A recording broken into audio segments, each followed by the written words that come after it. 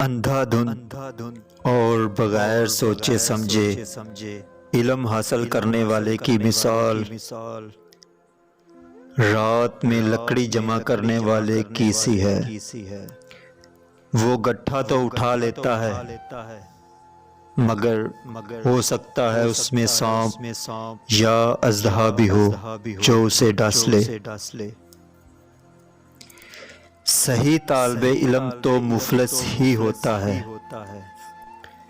پوچھا گیا کہ مناسب مالدار ہو تو فرمایا گیا کہ وہ بھی نہیں۔ شرک کے علاوہ ہر گناہ کی مغفرت کی امید ہے، لیکن گمراہی کا معاملہ بہت سخت ہے۔ جس طرح نگاہ کی ایک حد ہوتی ہے جس سے آگے وہ کام نہیں کر سکتی، بالکل اسی طرح عقل کی بھی ایک حد ہوتی ہے جس سے آگے عقل بیکار ہے۔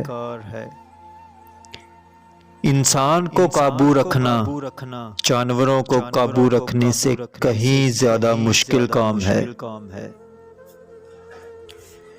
جو شخص تمہاری رائے کا خواہش مند نہ ہو اسے مشورہ نہ دو، ورنہ نہ تو تمہاری وہ تعریف کرے گا اور نہ ہی تمہاری نصیحت اسے فائدہ دے گی۔ ایسے علاقے میں نہیں رہنا چاہیے جہاں دین کا مسئلہ بتانے والا عالم اور جسم کا علاج کرنے والا طبیب نہ ہو۔ تفریح میں باوقار رہنا بے وقوفی کی علامت ہوتی ہے۔ مرد کے جسم کو 3 چیزیں طاقت دیتی ہیں۔ نمبر 1 گوشت کھانا، نمبر 2 خوشبو سونگھنا اور نمبر 3 غسل کرنا۔ امام شافعی رحمۃ اللہ علیہ فرماتے ہیں کہ اگر قوت حافظہ کی طرف میں توجہ کرتا جیسا کہ محدثین کرتے ہیں تو دنیا میں میرا کوئی مقابل نہ ہوتا۔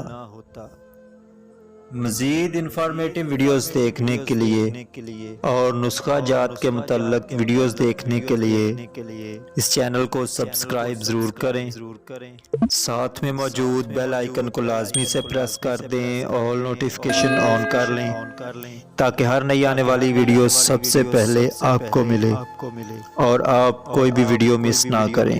ویڈیو پسند آنے پر لائک اور شیئر ضرور کریں۔